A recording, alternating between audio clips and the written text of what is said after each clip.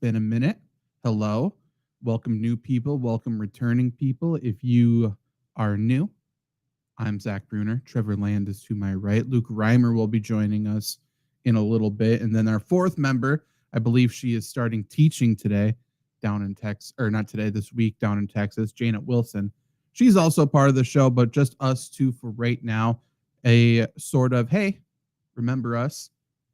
We're back. It's preseason week 1 for the Green Bay Packers. There's a lot to go over, but we were just dipping our toes into stuff today. Maybe a little bit of a catch up, sort of a this is stuff that's happened that you may not have seen, a little bit of situations to look at going into the preseason game for those who do not know. Preseason game for the Packers week 1 at Lambeau, Saturday night, 7 p.m. They play the Jets. And it's actually shaping up to be a game worth watching because both teams are playing starters. So we'll get into what that means and things to look at. But Trevor, how you doing? And overall vibes, how are we feeling going into preseason week 1, knowing we actually get to see starters play football?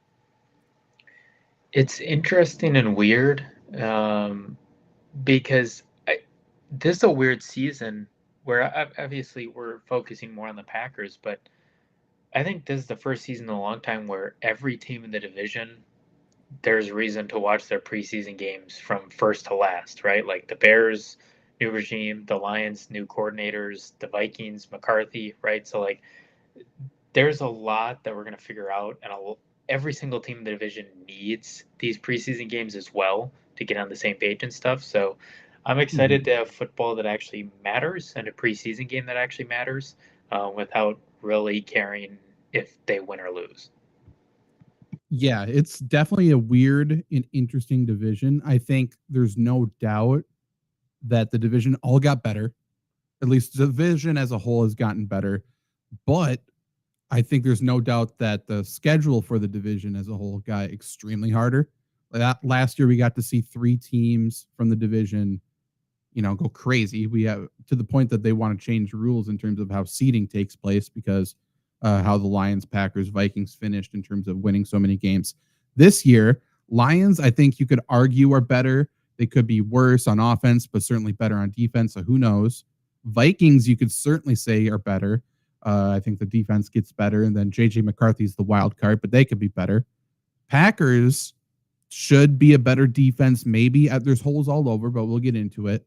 But the offense should be better, considering healthier, more experienced, and now there's more threats. And then the Bears should be they're the Bears, right? So they should be one of the best teams in the league. They have one of the most talented rosters in the league.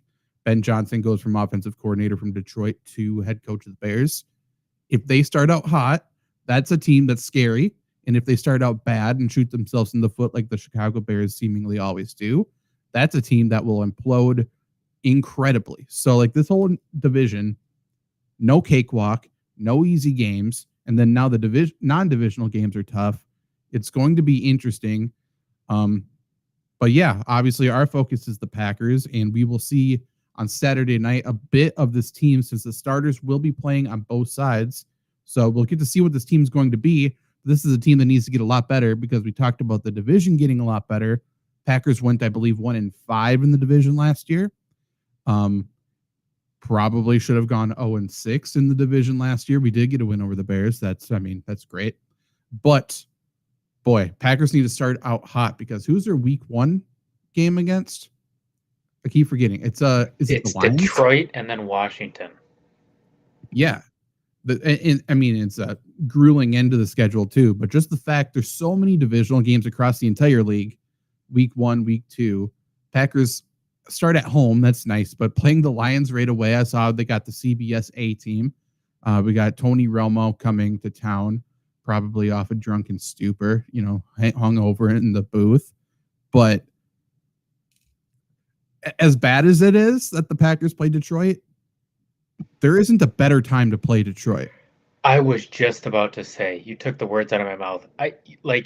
Preseason is great, but you don't get answers to everything in preseason. There's some stuff that you just do not see till the pads really get on and you really start hitting. To your point, the Lions have two new coordinators. And Mhm.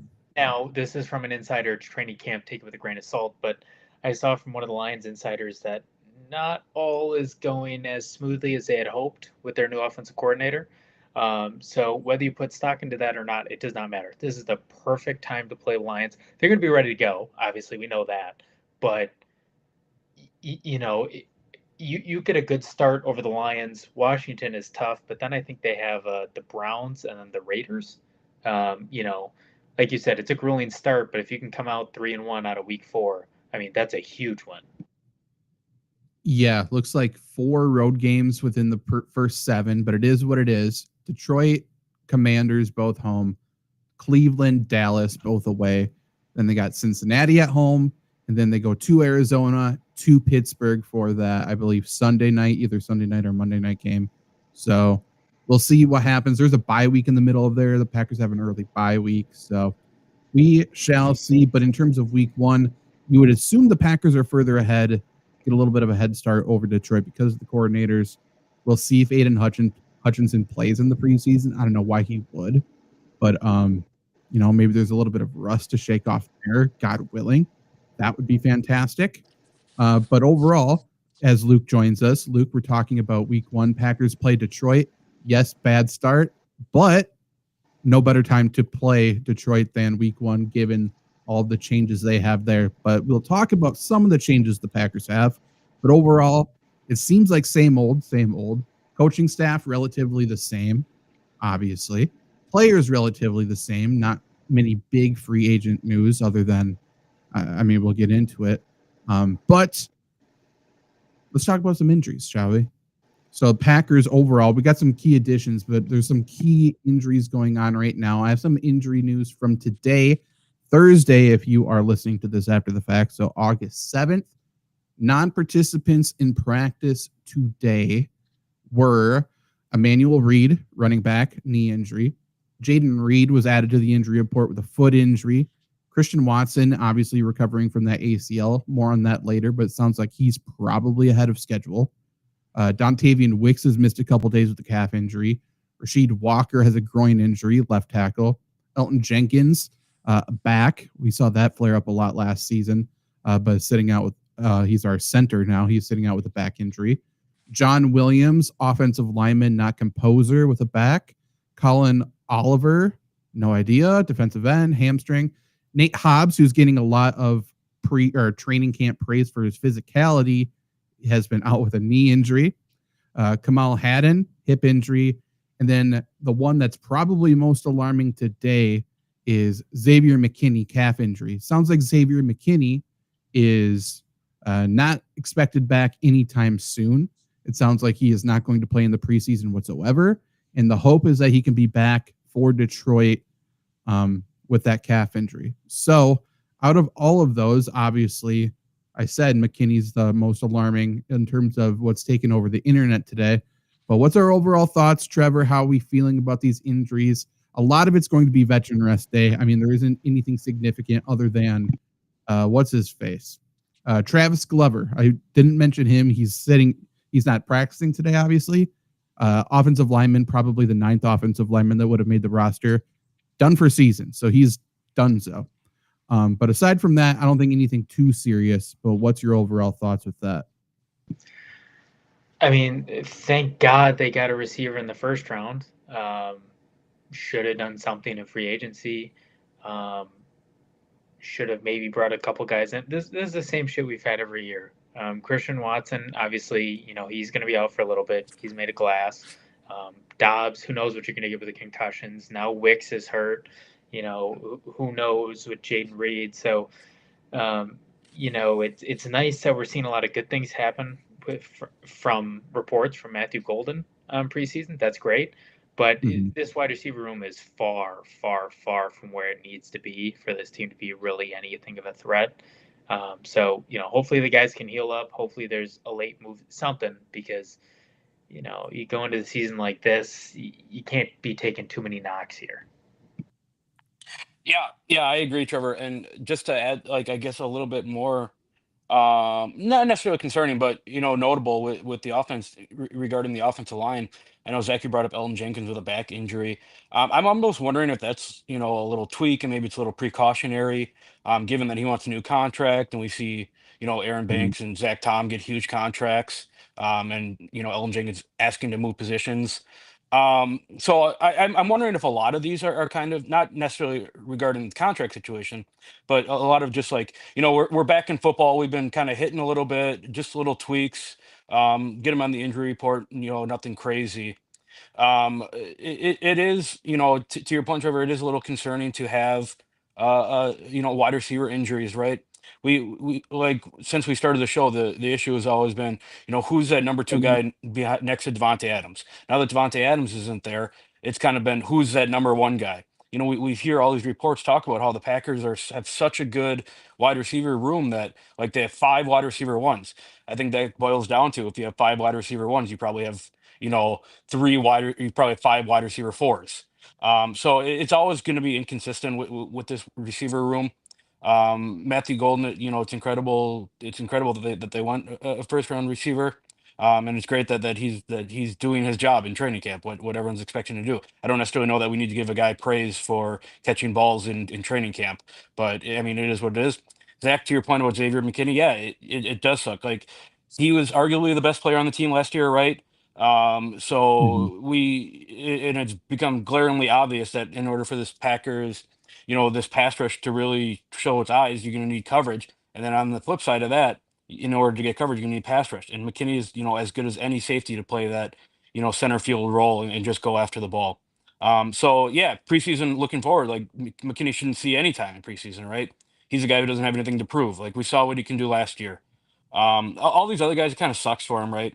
You're a young guy trying to make a team. Injuries happen. Packers are looking for any reason to cut down a roster. Not getting time due to injury, it's kind of tough. But again, every team goes through it. So Yeah, I agree. And to your point, I think most of the injuries I listed, and that goes for across the entire country, right? Like if they're not 100%, we're not going to push people right now, especially if they have made the roster, if we know what they are. Xavier McKinney's actually hurt, but Elton Jenkins, even if he didn't have a contract situation, like we know exactly what he is. And I understand he's a center. So getting that chemistry between him and Jordan Love is going to be a big deal. But even yeah, still, like we're not worried about Elton Jenkins. And in fact, with him sitting to the side, um, between Monk and Sean Ryan, those two have been yeah, switching in at center today, um, and back at guard as well. They completely rotated multiple times today. But just getting more guys used to snapping the football to Jordan Love getting used to their snaps as well. That's good news. So in terms of that, good news. Doesn't sound like anything lingering. That would be terrible news, but well, I'm not afraid about I that. just, I just think on top of it, right? You're off for, you're out on vacation. You're out, rehabbing your body for what 6 months, and you come back and you start hitting right away. There's going to be injuries. Like I don't know that there's anything that needs to be catastrophic. The season's over because of a injury report before the preseason week one. No, no. And we can talk about some of the more alarming ones, but like Dontavian Wicks was super bummed today. I think out for a second straight day, calf injury. He might play Saturday. Like I'm not Right. worried about that whatsoever. Emmanuel Wilson is competing for that third running back spot with Chris Brooks. I think there's a decent chance he plays, so I'm not worried about that. But if he does miss the preseason time, it's not concerning for the Packers. It's concerning for him as a human, Yeah. as a player trying to make a roster spot. I But mean, that's not yeah. crazy.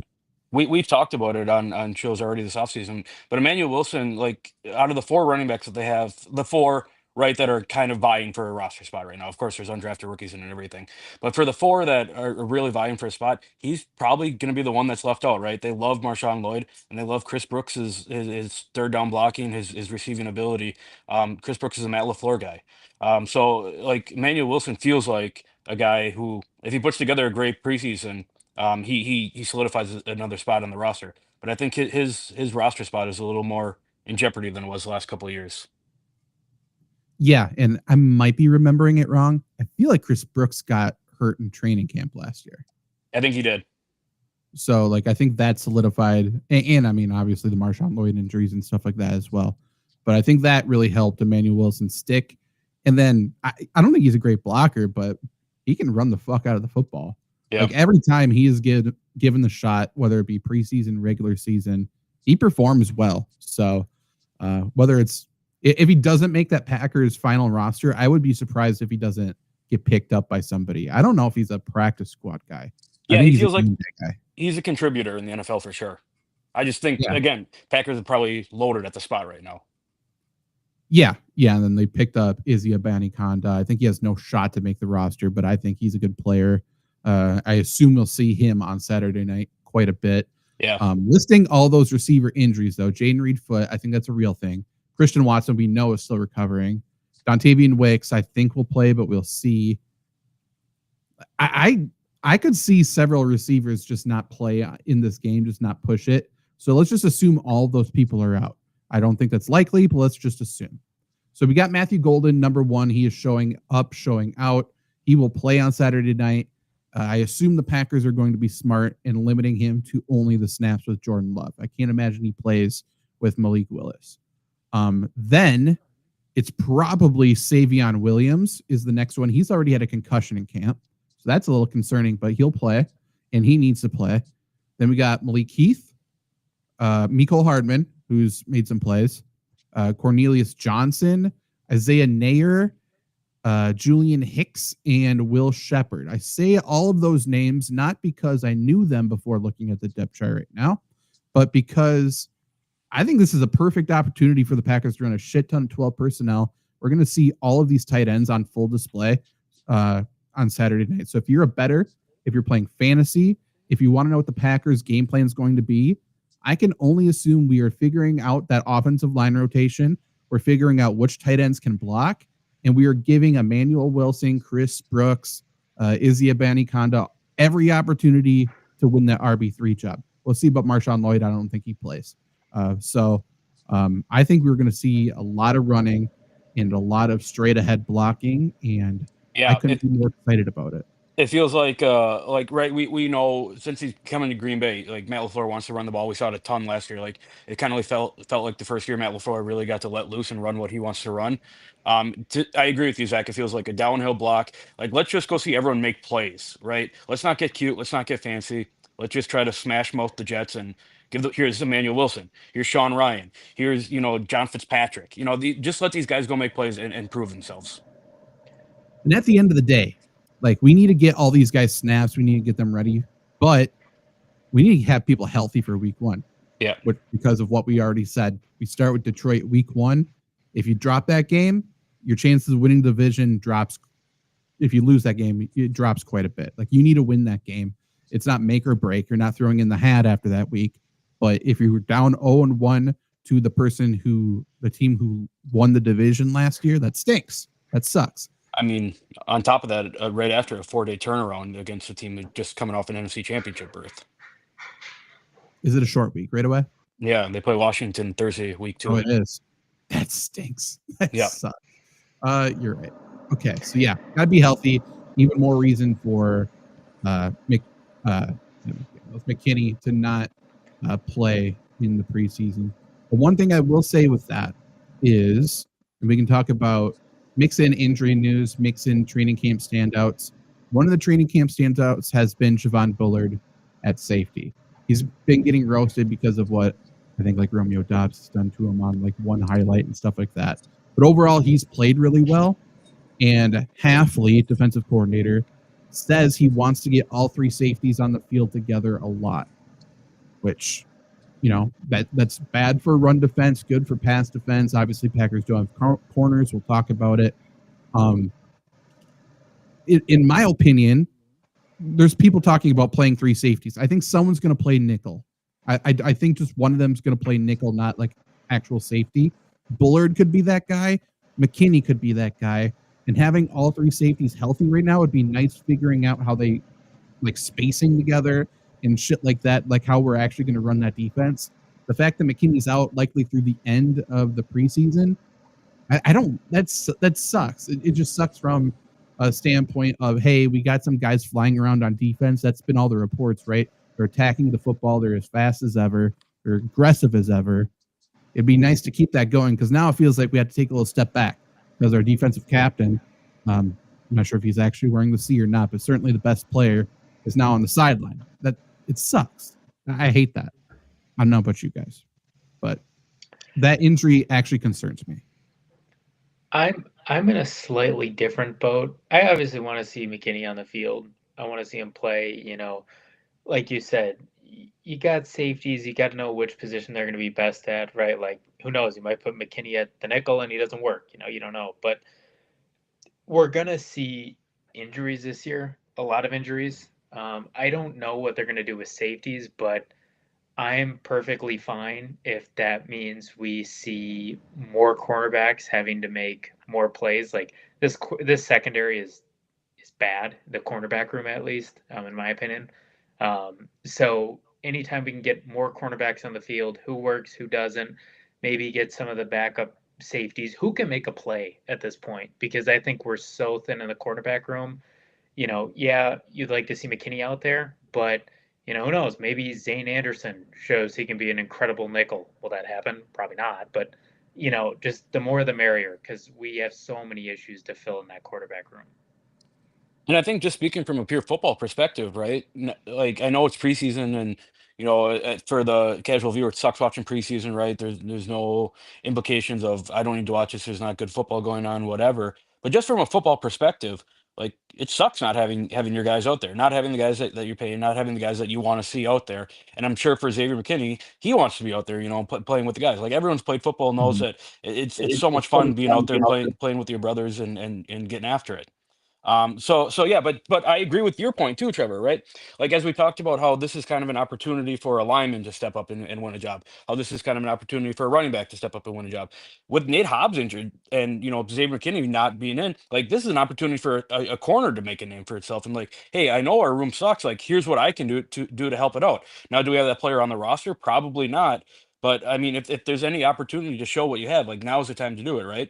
This almost feels like a Carrington Valentine like 2 interception game where everyone's like, oh, Keyshawn Nixon, whatever, Carrington Valentine. Like we actually have a guy in this. And then week one comes and Amon-Ra St. Brown goes for 202, and Jameson Williams catches a 75-yard touchdown on the first play of the game. But it's an interesting conundrum where it sucks not having guys out there. But again, on the flip side, there's so many more opportunities for guys to say, hey, look at me, I can be a part of this team too. Yeah, it's certainly there's going to be opportunity for someone to step up and establish themselves, and seemingly every year on pretty much every roster, but especially the Packers with how they develop. Like there's a late round or undrafted guy Yeah. that steps up, and all of a sudden he's a mainstay, he's a starter, or he's just a key rotational piece. Definitely given that opportunity. I'll transition then the defense in a second. I'll just last thing on offense in terms of injuries, because Rasheed Walker also isn't practicing as we talked about.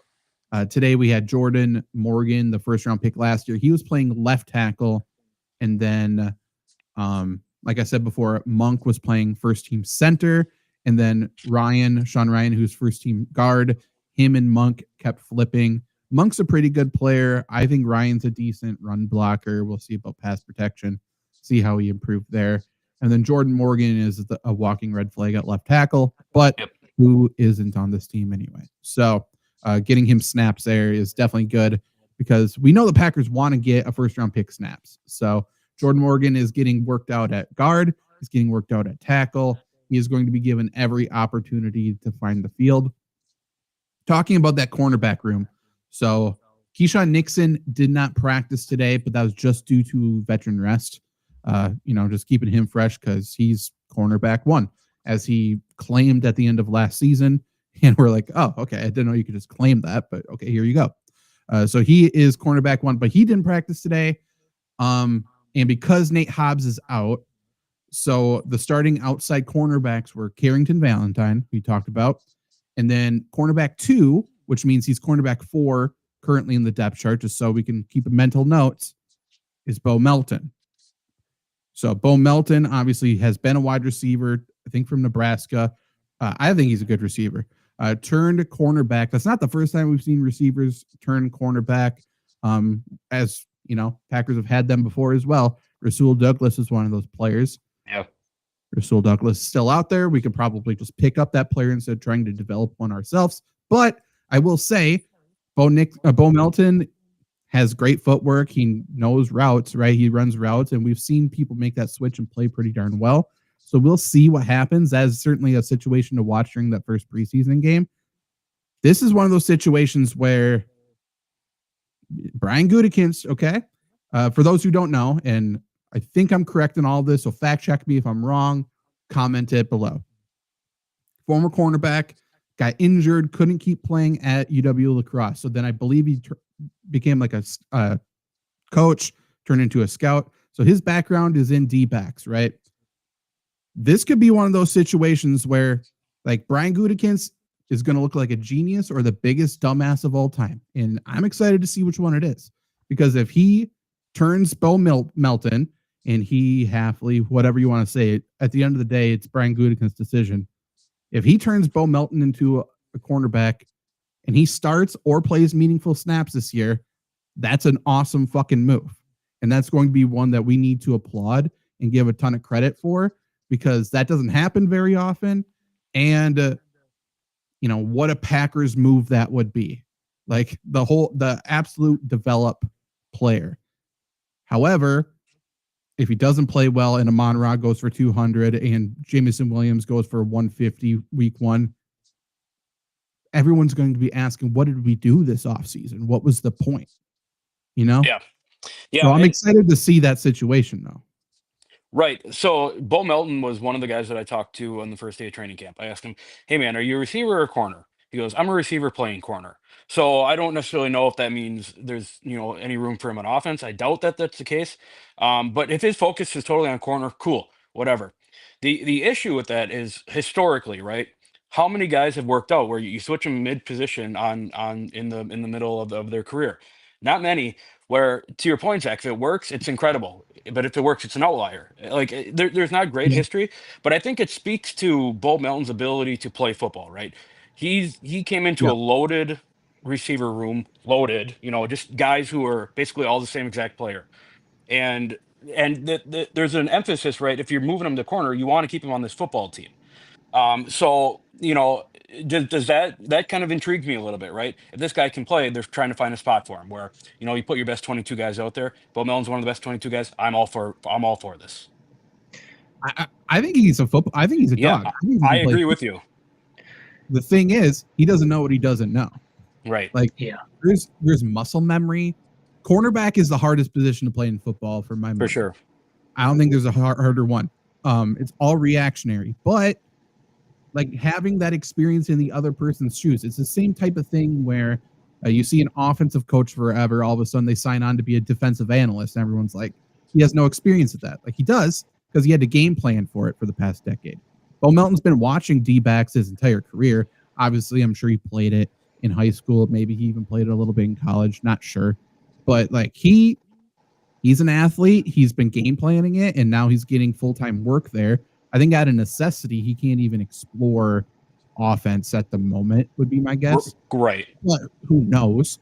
Again, if we want to talk about the ultimate Packer move, he's coming in for a jet sweep, baby. Yeah, right. I can't wait for that. But I don't know. I'm excited. When we talk about the things to watch for preseason, there is no doubt my eyes are on Bo Melton more than anything in this first game, especially because this cornerback room needs to win on Saturday night, because we are playing arguably the worst wide receiver core in the entire NFL. Yeah. Probably. Yeah. And I mean, you kind of nailed it on the head about Melton. I mean, one thing that does help is his brother's a cornerback, so it's not like he's completely alone. So that helps a little bit. But like you nailed it, like this is a completely fine move in a vacuum, except Rasul Douglas is out there, so we're not in a vacuum. This would be a great experiment at cornerback 3 or 4, but whatever. But yeah, I mean, I think I also saw, I don't know if it's going to work, the Jets tight ends aren't, like Mason Taylor's out. I think a few of their tight ends are out, so that should help him as well. But I mean, you got to put him in a position to make plays. Hopefully he makes the right ones. Yeah, and I think Zach, you nailed it there too. With right, you don't know what you don't know, right? You can prepare all you want, but if you get punched in the mouth, how do you respond to that, right? Like that's what Bo Melton's gonna have to that's gonna have to deal with. Do I think that he can play the cornerback position? Absolutely. He's on the other side. He knows what DBs want to do. He knows what wide receivers want to do, right? So he should have the IQ to be able to do it.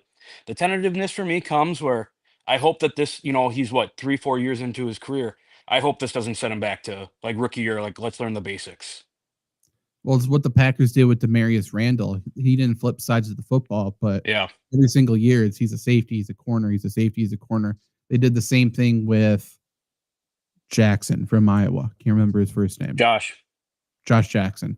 He was inside corner, he was outside corner. He was inside corner literally every single year. It's like, keep him outside. That's where he plays football. And now he's one of the biggest busts or whatever in recent memory for the Packers. And it's like, I think that was completely mishandled. I don't even think it was the player. So we will see. It's just cornerback is a purely reactionary position. And if you're purely reactionary, you rely on your muscle memory. You rely on all the snaps, all the hours that you put in at the position. And he just doesn't have it. So he's going to be, I hate that what he said to you. I'm not going to lie. I'm a wide receiver playing cornerback. I fucking hate that. Because to me, that sounds like, oh, I'm playing a role here. I am playing a basketball player in High School Musical here. I'm just going to go through the drills and dribble. I don't want him out there thinking. Right. So he honestly let him play every snap of the preseason here. Yeah. Because also, even though the Jets wide receivers stink, I think Tyrod Taylor is going to be out there throwing against them, and he'll make the right read. He will make the right throw. So that's great for Melton. That's great for Carrington Valentine and all these other cornerbacks. Great for all of these players. So I do think the Packers will get some good reps on Saturday night, and it'll be a good evaluation period. If the Packers get absolutely roasted, then guess what? I think James Bradbury's out there. We got Rasul Douglas out there. We got what's his face from the Vikings last year? Stephon Gilmore. He's out there. So like there's going to be players. And by the way, hello, welcome to Green Bay Packers 2025. It would be nice to get a veteran in that room too, like to teach Bo Melton maybe. So even if the Packers play well, I'm excited to see if the Packers sign a veteran, even if it's not a veteran starter. If we can get a veteran in that cornerback room, I think that would be absolutely incredible for the development of all players. And we'll see if that happens. Okay.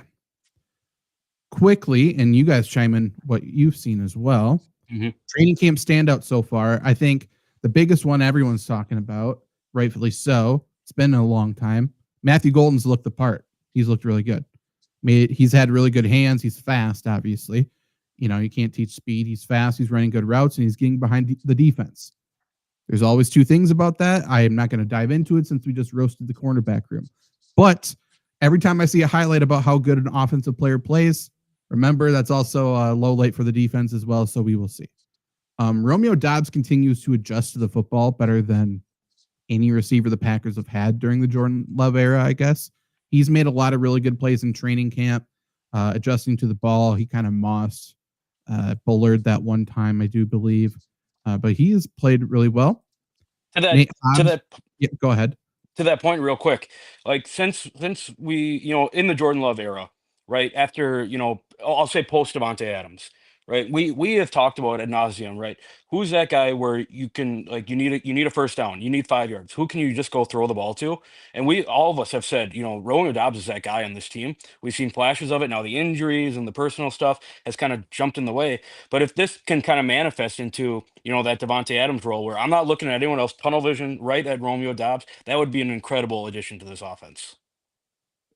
I think the addition of Matthew Golden helps Romeo Doubs out so much, just For because sure. Romeo Doubs doesn't need to be that number one outside guy. So if he can get lesser coverage, the biggest knock on Romeo Doubs since before the draft, writing up about that, is he can't separate. And that's still true. The best way for him to separate so far has been Jordan Love wildly underthrowing or throwing it somewhere else. And then Romeo Doubs sees it and great separation because he runs 10 yards backwards. But that's where he is. So I don't think he's going to develop into a route running beast, but if he is just finding soft spots in the zone and stuff like that, he could be an absolute weapon for the Packers. And I've seen a lot of people say Romeo Doubs should be traded because of how loaded this Packers wide receiver room is. And I understand what you're saying. He's one of the last guys I think we need to be trading right now. Yeah, I mean, he's the best receiver in this core right now, right? I guess we haven't seen, Matthew Golden yet, but if we're boiling it down to everything on the team, like Romeo Doubs is the guy that needs to be, I guess, that number one guy. Well, and what are we going to get from him? He's coming off of like a 2 or 3 concussion season. What the hell are we going to get? Like a 7th round pick? Yeah, not much. I will say if anyone trades for him, it'd probably be for a, to make him a starter. But even still, like, I would love to see the Packers play with the roster they got, and then around week 6, week 7, Christian Watson comes back, and then we trade Christian Watson when he's healthy. I would love to do something like that. If Dontavian Wicks can get healthy and play some preseason games, I think we've seen him make great highlights, right? So there's a chance his stock rises a lot in preseason. But overall, if you look at one physical specimen on the Packers receiving core, Christian Watson might be the one to still warrant the biggest return. And if you can get a return for Christian Watson, hard not to sell high. I mean, Christian Watson's like the ultimate guy. Like, you see him, he's 6'4", he runs a 4.25 40. Even with injuries, a team's going to be. He's still got something. Let's see what we can do with him. Yeah, his legs are now the same size. That's great. Now he can run, and he'll have no more injuries. And he's got a supportive family. That's good. Gotta love that. They love ball. So if you're a team like, say, Chicago, you should trade for Christian Watson. San Francisco. San Francisco. I could see the Colts doing something. We shall see. I mean, the Jets should. Jets are going to get a firsthand look on Saturday in warmups. Make a play. He's up for grabs.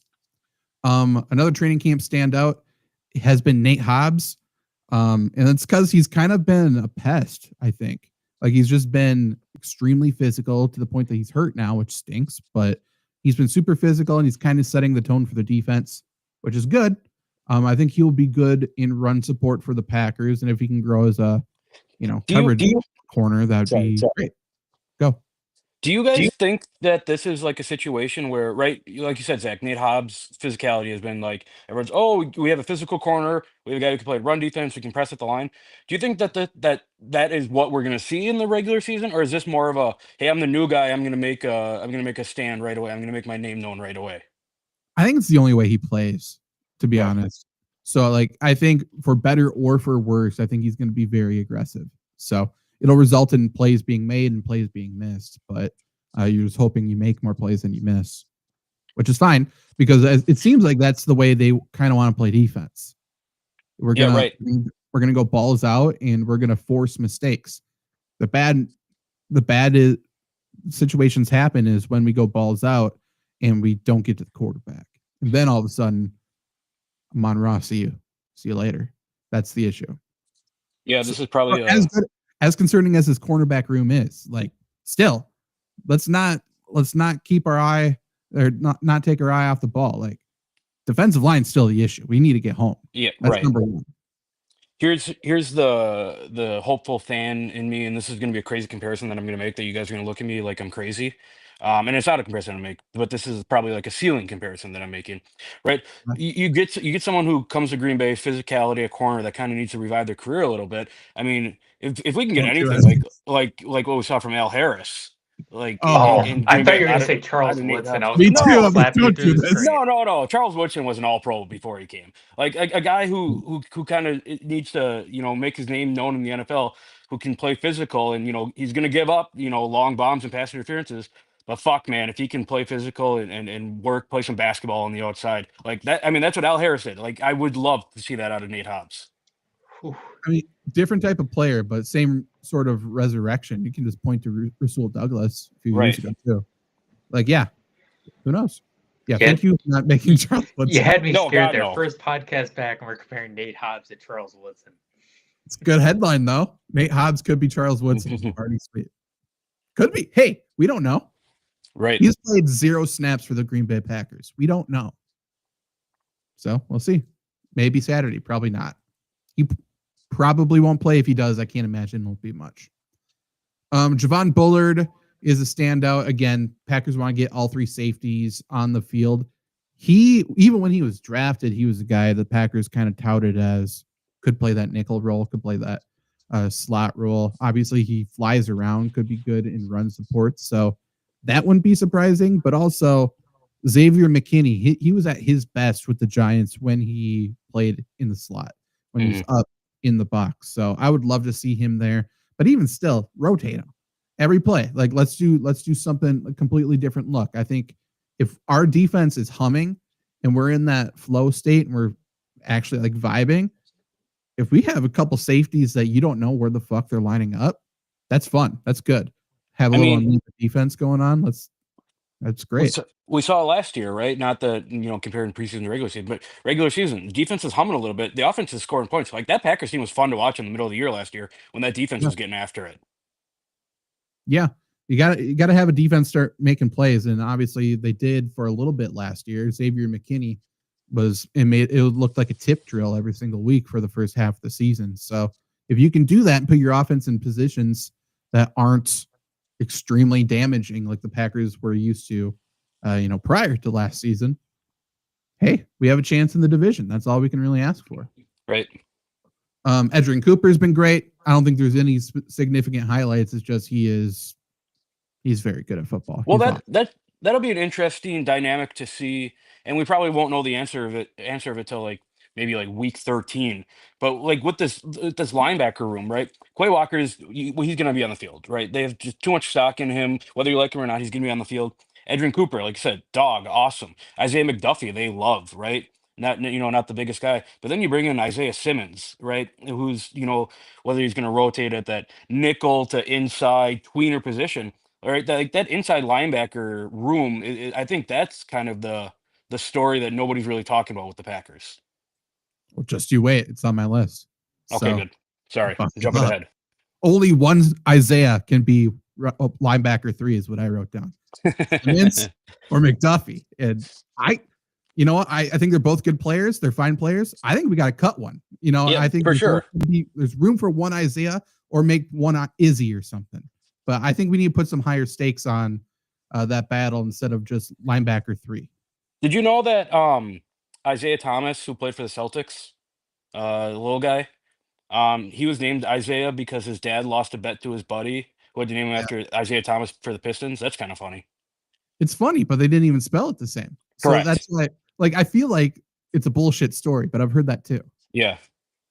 That or maybe that was the deal. Like you don't have to spell it the same, but yeah. That's probably what it was. But yeah, it's wild. Looking at the depth chart, there's another Isaiah on the defense corner. So Isaiah Dunn. We'll see what goes on there. Other standout. Brandon McManus was the other one I wrote down.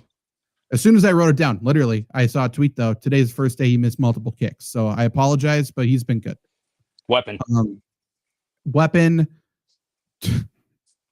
Okay, I gotta say my thought just because first show back. Weapon to women and to football. He's boot up. Probably both. He is what he is, allegedly.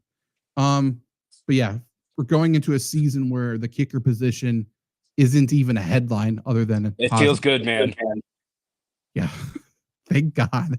And by the way, again, he'll play Saturday. He shouldn't. No. Keep him off the field. We better not attempt a field goal. If we do, he should be given the instructions. If anyone comes close, get out of there. Don't even attempt a kick. We don't need to do this. He needs to be okay. Okay. Anything else? I have something about training camp. Go for it.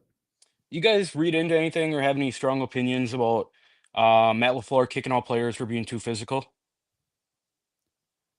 I don't like it. I understand it if it results in injuries or it gets close. If you're reckless. Yeah, you don't want to be reckless again. So I didn't see what happened or anything. So I don't know. But his thing so far, from my understanding, is the defense is flying around and being very aggressive and the offense isn't playing well. So like he's an offensive guy. So I think it's that more than anything. Make it more like the Lions I just read had to implement a Hutchinson rule because he keeps blowing up plays on the offense. So if it's a play that he was going to make, they don't rule the play dead. They just finish it out. Like because otherwise the offense couldn't do anything.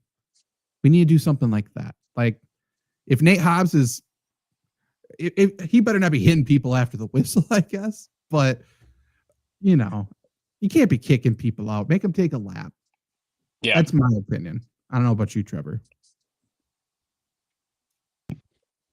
Well, there we go. I'm in the same boat. I mean, I don't know. I'm in the mindset of who gives a shit.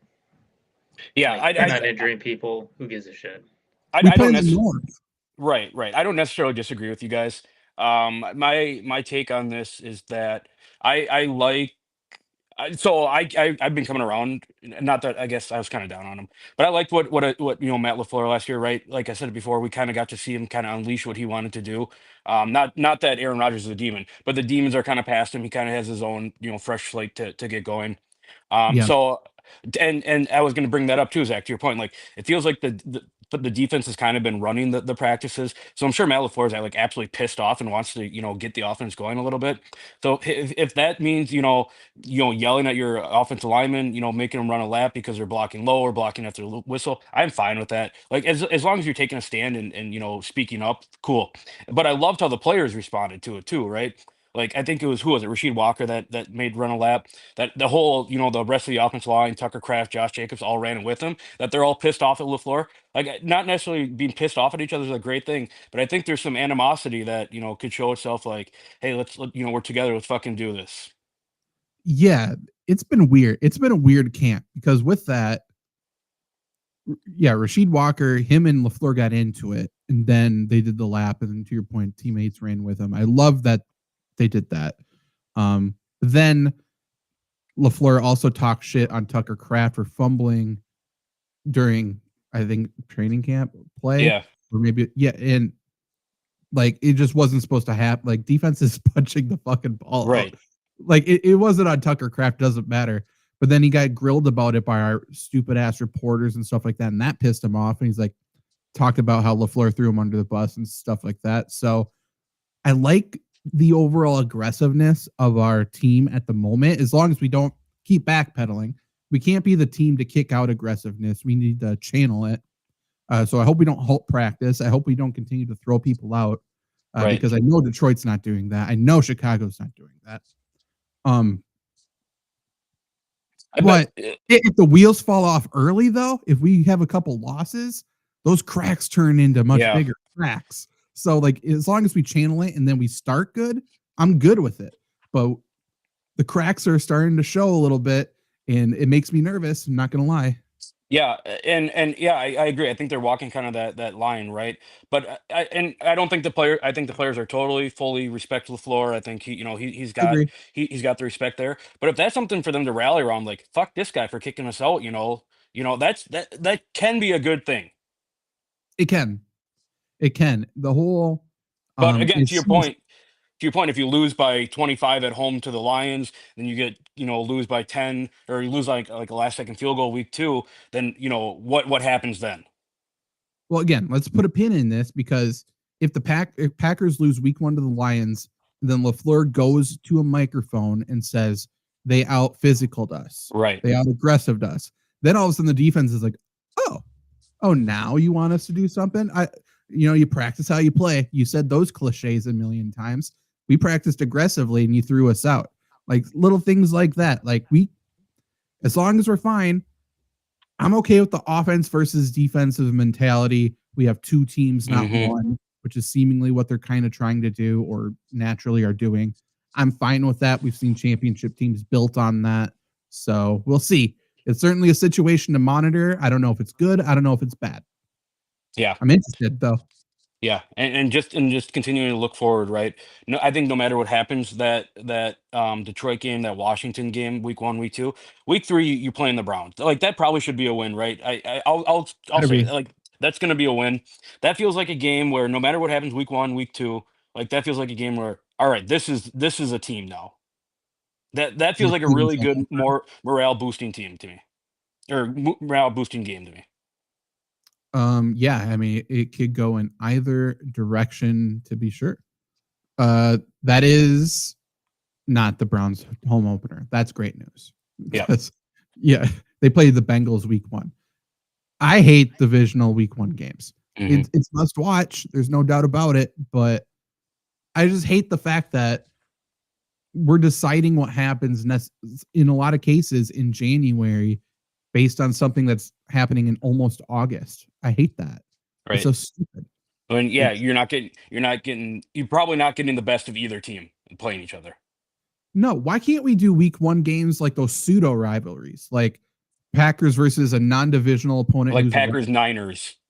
Packers Niners, Packers Cowboys, Yeah. Eagles is turning into, like, do that. Like that's just as much fun, and it has less impact on the end Yeah. of the season result. Yeah, Chiefs, Bills, yeah, or even just like every year they've been doing right since the new game came in, or the new schedule came in, where the number 2 ranked NFC team plays the number 2 ranked AFC team, or however they do that. Feels like that could be a good week 1 Yeah. game. Yeah. Yeah, that's true. Yeah, you're highlighting that, little peek behind the curtain for those who don't know. That's how the scheduling process is made or whatever. Like, showcase it, put a spotlight on it. I don't hate Yeah, that. hey, NFC versus AFC battle week 1. I don't know, put some branding around That it. would be fun too. Yeah, Yeah, all NFC versus AFC. That's cool. kind of like how like college basketball they do the conference turn or the Right. conference games in November. Like that, I think that'd be a fun wrinkle. Yeah.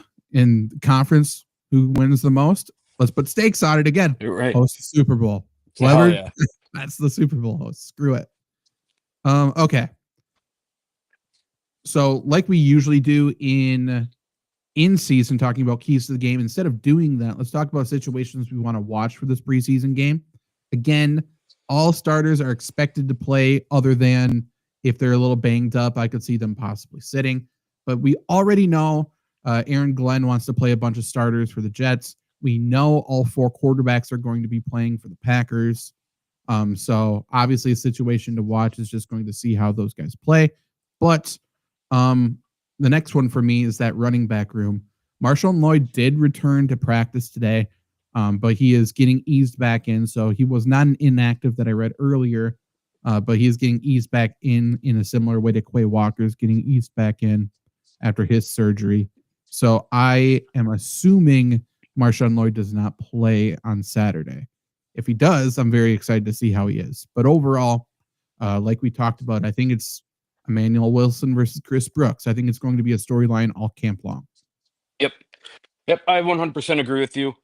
Something that I'm interested to watch, other than Malik Willis design runs, because I love watching Malik Willis run the ball, Mhm. is the pass rush, right? I imagine Lucas Van Ness probably sees some time in this game, right? Yeah. During training camp, I don't know if you guys seen pictures or anything. He might have grown 3 inches and put on like 10 pounds. He looks huge right now. I think that's like a really vital part of our the team moving forward this year, next year. Like a lot of it hinges on our first round picks producing, which that doesn't really happen a lot in Green Bay. But if we can get work out of Lucas Van Ness, out of Jordan Morgan, out of Matthew Golden this year, I think the Packers are looking pretty good. And so I'm excited to see how Lucas Van Ness looks right away. Yeah. I mean, he's another one of those players where time to show up. Now the time's now. We'll see what he is. We have no more time to wait. He's been waiting all college. He's been waiting for his couple years as a pro. So now is the time he's got to go. Next thing to watch, again, we talked about it earlier, which Isaiah is going to win out. Is it going to be McDuffie or is it going to be Simmons? That's big news. We've seen the Packers liking McDuffie a lot for his special teams work, and he's just fine on defense. He doesn't really make mistakes. He's always making the right play. He's just not good enough to finish the play, but he's always there. He has a good nose for the ball. Isaiah Simmons has had a good camp from everything I've heard, though, and we've seen his. I hate the word potential, but we've seen his potential. He's a freak. He's an absolute freak. He can play all over, but it sounds like for the Packers, at least, he's finding a home as an inside linebacker. So if he is that, he's one of those players where he could be great in coverage and a liability in run support, and we'll see which one shows up more often. But if he's just a rotational plate piece, he can rotate in on third downs. I love that. And he's kind of a decent Quay Walker mimic, maybe. Yeah. For whatever that is worth. Cornerback room, obviously, got to hold our own against the Jets, and seeing Bo Melton live in action. Don't need to talk about that anymore. I know. Last thing I wrote down was who's going to stand out on the defensive line. So, like you already said. Yep. And we've kind of run this point into the ground about the cornerback room and the Jets receiving. Like, to your point, Jets receivers are bad. Like, let's just put their faces in the fucking dirt. Let's make a name for ourselves. Let's not, pick, help them up or anything. Like, let's make a name for yourself, hit them hard, and tell them on their way down that they suck. Honestly, fuck Justin Fields, fuck Aaron Glenn. Yeah, like that needs to be the mentality going into this game. Packers know both of those guys quite a bit, and those are the two, faces of the franchise at the moment. So screw it, beat them. Who cares? We remember Sauce Gardner. I assume he plays a little bit. We remember him wearing a cheese head. Fuck that. Last time he was here. Yeah. So, I mean, we gotta. It's not wins or losses in this game, but I mean, we talked about being physical, I guess, earlier in the show. We need to out physical the Jets. Yeah. Yeah. I don't want the Jets to have anything to talk about. Yeah, I know it's just preseason and these games don't matter, but I can tell you Matt LaFleur is pissed off because the last time we saw the Jets in Green Bay was losing to Zach Wilson, losing to his brother, and Sauce Gardner walking off the field with the cheese head on. Like, I think Matt LaFleur's gonna be fired up for this one. You should be. Matt LaFleur puts a lot of stock. He's an emotional guy. He puts a lot of stock into his friends and his family. And hey, the Jets fired his brother. Right. So and his best friend, Rob Saleh. Yeah. Yeah, he's gonna get revenge. This is something that LaFleur gets up for. Yeah. This is a LaFleur game for sure. So look for him to pull out all the stop trick plays. Hell yeah. I'm for it, man. Matt LaFleur had this game circled on his calendar for sure. For better and mostly for worse. Anything else you're watching, excited for this preseason game? I mean, as always, right? And don't want any guys injured. But no, like this is a opportunity, especially I know it's been a couple of years now, but now we're down to 3 games. Like there's not many, times that guys can really make a name for themselves compared to 10 years ago. So casual people don't really like watching preseason. If you're a guy who likes to see, people compete and work for a job like this, I think this would be a great game. Is it the last one of the week too, or are there games Sunday? There's games Sunday. There's okay. 2 more Sunday, I think. Well, it's primetime either way, Saturday night. Yeah. NFL Network. So all eyes are going to be on Lambeau Field for whatever it is worth. And I would say it's worth nothing. Packers are favored by 3.5 points, 38.5 over under, which looks to be the highest of preseason week 1. Oh, who's the Jets' third string? Who's behind Tyrod? Boy, it's I think it's Adrian Martinez. It is. Oh, gross. He could be 35 years old. He played long in college. I'm not sure. Wasn't there like 8 Martinez's that came through Nebraska? I think it was all the same guy. Oh, really? Am I wrong? I thought so. Yeah, that's why I think he's there forever. I feel like I've been hearing Martinez from when I was 5 years old to when I was 25 years old, being the quarterback for Nebraska. Let's see if it's the one I'm thinking of and how many years in college he played. I think he ended up playing in the UFL as well recently. So I think he's coming off of a season. Okay. He is 25 years old. And he played at Nebraska for seemingly only 3 or 4 seasons. I disagree. And then he played 1 season at K-State. And then he's practice squad for the Lions, Birmingham Stallions, and then now your New York Jets. Great. He was UFL MVP. Look at that. Good for him. He can play. He can move. Yeah. Packers defensive line is going to be, they're going to try to make them look foolish with a mobile quarterback, as has been their history. So we will see what happens. But in terms of other players, Packers are going to have to stop. They'll see some Braylon Allen, so we'll see the tackling on full display. Isaiah Davis is also a pretty big guy. He'll run the ball quite a bit. Talk about being physical. There's no one better to be physical against than Braylon Allen. True. That and Zach Kuntz, tight end, Yeah. I believe he's 6'8". He's a monster. Receivers, I assume Alan Lazard gets a little bit of run, but Malachi Corley, we'll see if he can do anything. Xavier Gibson, not a whole lot there. They need to figure out their offensive line. I don't think he's playing yet. Josh Myers is there. I just found out. Oh, interesting. He's a backup center there. Max Mitchell's good. I like him. He's a backup tackle. We'll see him. Yeah, it'll be an interesting game to be sure. They have someone named Quantez Stiggers. That's a great name. Packers need to get one good named guy. Yeah. Give me someone to be excited about. Who's the best guy? Let's go out on that. Who's the best name on the Packers roster right now? Stackhouse. Come on. Stackhouse is a good last name. I love Jerry Stackhouse back in the day. Well, Nazir is his Carolina first name guy. too. True. That's a good point. That's not a bad one. Otherwise, I don't know. I mean, Van Ness, Lucas Van Ness isn't a terrible name. When you think of is not terrible. Not that this is a good name, but when you think of Sean Clifford, like the guy who's on our team is the exact person you think of when you hear the name Sean Clifford. Oh God, you just got me juiced up for Sean Clifford football. Yeah, we do not have another hour to talk about Sean Clifford. We do not. He is gonna. Oh, no wonder the over-under's 38.5, highest of the weekend. Right. Sean Clifford's going to come in and cook. He's going to cook. They're going to say, he's going to call to the Jets sideline and say, hey, bring Sauce back out here. And he's gonna in the fourth quarter, guaranteed. I mean, when it comes down to it, right, Nazir Stackhouse is a great name. The best name on the Packers is Dontavian Wicks. Oh, yeah, that's a pretty good name.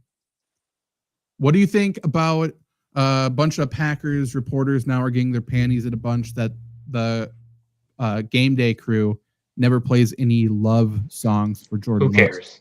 Who gives a fuck about the Packers writers? Honestly, Trevor, I am one, and I agree with you 100%. Just we can stop talking about them. We can never talk about them again. Their whole shtick is that one of them's bald. Like, get a new fucking shtick. I'm so tired of it. I'm so tired about talking about them. They were naming a bunch of good songs, though. They named Love Shack. They named, like, Love is in the Air. I chimed in with Love Stinks, and no one responded. So, I don't know. That's a great song, though. What about XXX and Tentacion's got a song, Fuck Love. Yeah, great. Let's play them all. Let's just get a playlist going. Depending on what's going on in the game, you can change the playlist. That's fine. But yeah, whatever. There's going to be a lot to talk about, I think, and overreact to, obviously, next week.